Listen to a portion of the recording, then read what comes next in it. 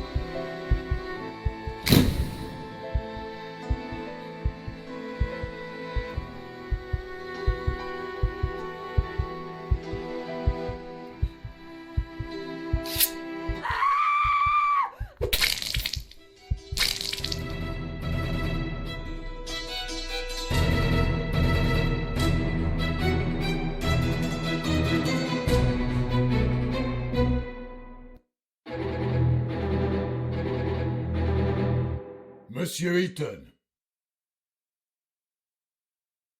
Monsieur Eaton!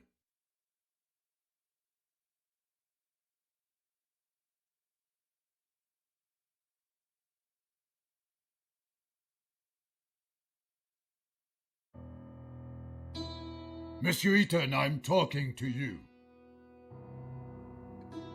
I'm sorry, Monsieur le Président, I was thinking. Do you understand the indictment? Sorry, but I have to ask the prosecutor to repeat. Monsieur Eaton, do you consider it to be a joke? You're charged with a serious crime. Please stay focused. Monsieur Prosecutor, please continue. As I said, I accuse Alfred Eaton of murdering Marie Capet on the 17th of October 1894 in Paris.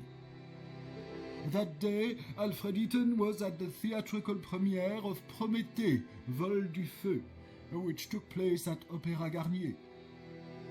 As it is apparent from the testimony of witnesses, the accused left at about 8:30 p.m., before the end of the banquet. At about 9:25 p.m., he rented a room in his name at the Caucasus Hotel, which is adjacent to the building in which he lives. It was in that room that approximately at 11:16 p.m. Marie Capet was murdered. Next, the accused returned to his house, and at about 10:05 p.m. he entered his apartment in the company of Marie Capet, or let her in.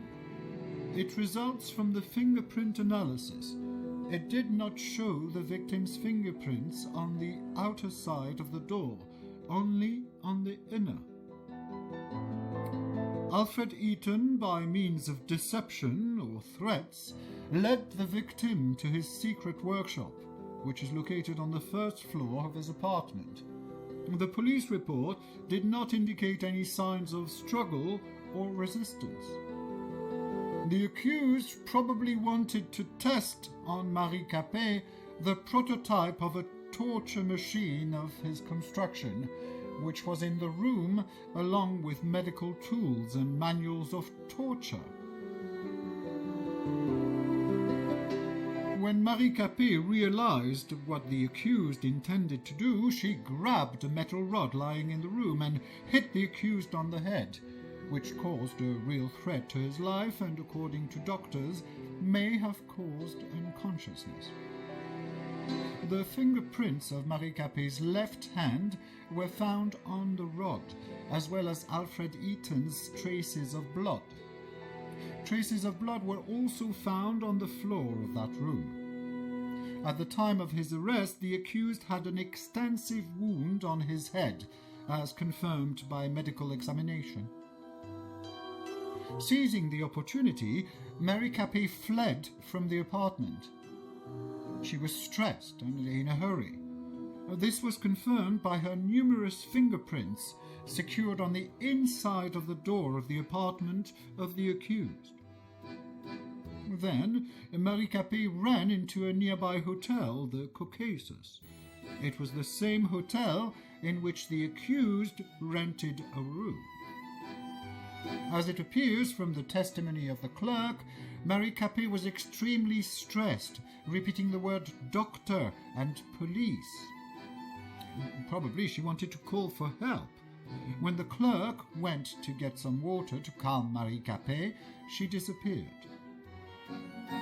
The next day, on the 18th of October, about 8:32 a.m., a maid found her body in a room rented by Alfred Eaton. It was covered with numerous fingerprints of the victim and of the accused, and had traces of the victim's blood. The immediate cause of death was a severe blow to the abdomen in the liver area, with a blade of about 14 centimeters length. The murder weapon, constructed by the accused, was secured in his apartment. Marie Capet's unwashed blood stains were still present on it, as well as the fingerprints of the accused. The accused is also charged by the testimony of one of the neighbors, who passed the accused at the front door of the building in which they both lived at about 11:30 p.m. The witness testified that the clothing of the accused was stained with blood. Unfortunately, the said clothes were not found. At the time of committing the alleged crime, the accused was sane, which means he acted consciously. For committed crimes, the accused shall be liable to life imprisonment or the death penalty. Has the accused finally understood the indictment? Oui, Monsieur le Président. Does the accused plead guilty to the charges against him? Non, Monsieur le Président. Does the accused want to provide explanations? Oui, Monsieur le Président. Monsieur le Président, could I ask you for some conversation time with my client? Of course. I just wish it would not take too much time. We've already wasted too much of it. Monsieur Eaton, please note that you can look through evidence at any moment. It is available by pressing tab. I will show the defense evidence to the court at the time of your uncovering during the testimony. It might surprise the prosecutor. If necessary, you can recall the string of events according to the prosecution by pressing the Q key. Will you need my help during testimony? I will give you my advice and remind you of important facts and events. We are ready.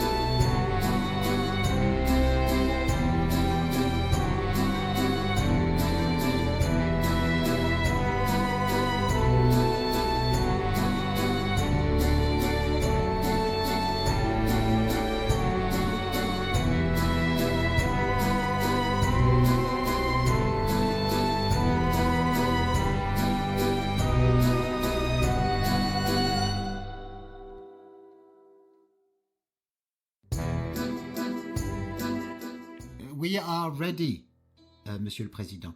Then let's get started. Monsieur Eaton, What were you doing on October 17th, 1894, from 8 to 12 p.m.? There was a theatrical premiere of Prométhée that day, which was sponsored by Le Feu, in which I am the lead designer. Starting at 7 p.m., I was at the premiere at the Opéra Garnier. Around 8:30 p.m., after the play, I found that I did not want to attend the dull banquet, and instead I preferred to work. I said goodbye to Hugo Argent, president of Le Feu, and I drove home. I got there at about 9 p.m.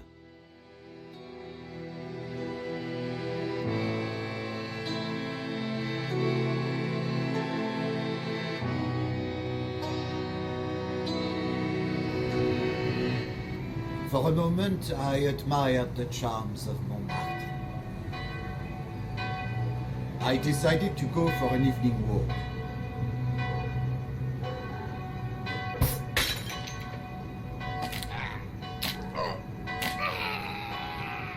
I entered the Café de Paris cafeteria.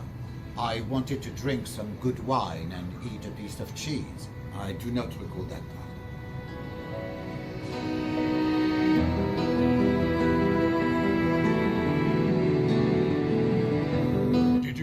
This fact to police officers?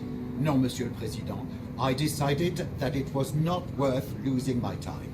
And where is that? A second of my work is more important than a lifetime of each and every one of those plebeians. Besides, if I had reported it, I would have done them a favor.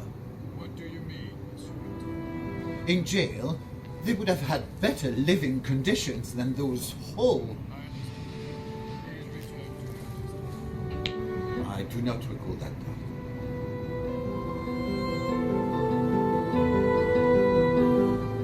For a moment, I do not recall that part. Then I read cultural announcements. I looked at slogans inciting to the new revolution written on the walls by the rabble. I opened the gate.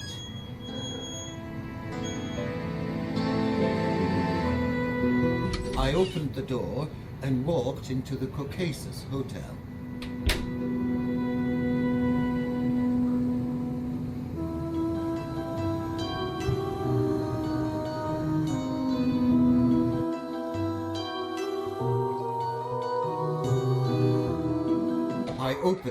I opened the door to the phone room.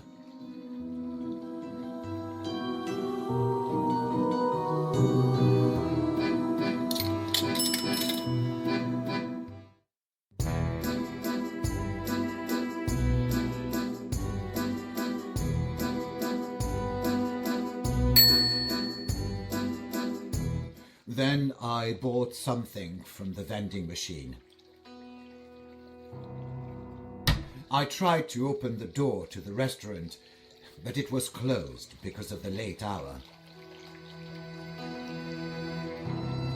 Apparently, the clerk noticed my state, but the rules of savoir-vivre did not let him make any commentary. I wanted to rent a room in a hotel, but the clerk said that a room had already been rented in my name. He said it's on the top floor and gave me a spare key. I must add that the conversation with this man was not held at about 9:25 p.m., as according to his testimony, but at a different time. Monsieur Eaton, do you claim that you did not rent that room? Oui, Monsieur le Président, but I knew it could not be a coincidence.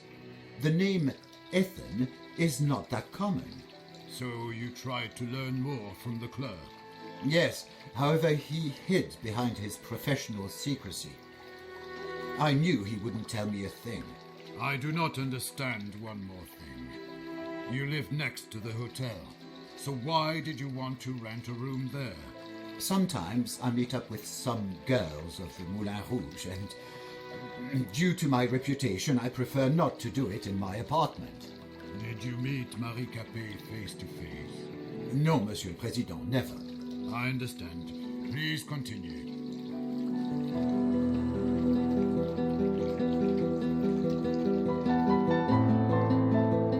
I called the elevator. Then I opened the elevator grate. Then I took the elevator to the first floor.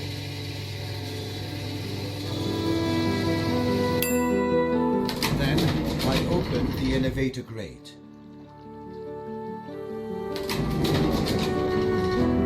I took the elevator to the second floor. Then I opened the elevator grate.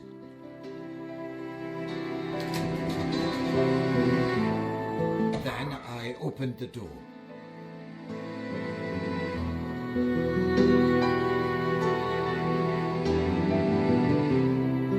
I tried to open the door to the hotel room, but it was closed. Why did you want to open that door? I'm ashamed to admit, but I forgot which room I had rented. I understand. Please continue your testimony. I opened the door and entered the room.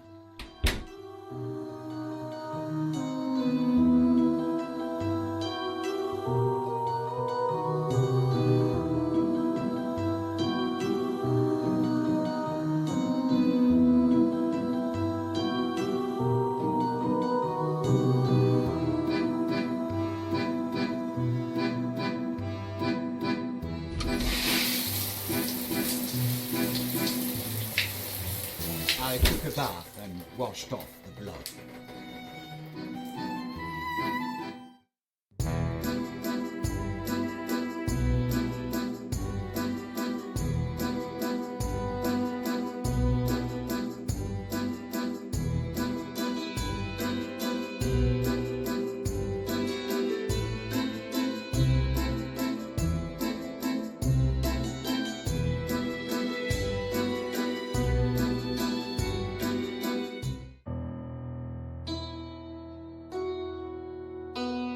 I wanted to learn something about that hotel room, allegedly rented by me. I dialed the front desk and asked a staff member to check something in the backyard. I had a moment to look inside the guest book. Then I left the room into the corridor.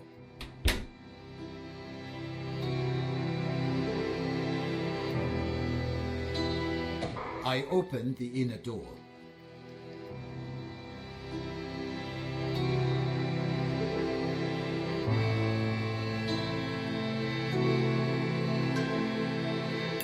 I called the elevator. Then I opened the elevator grate. I took the elevator to the ground floor.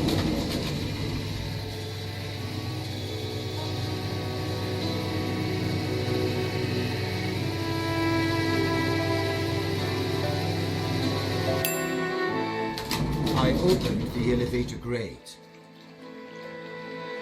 I checked the guest book. There was my surname and a signature which I recognized immediately. It was the signature of my father.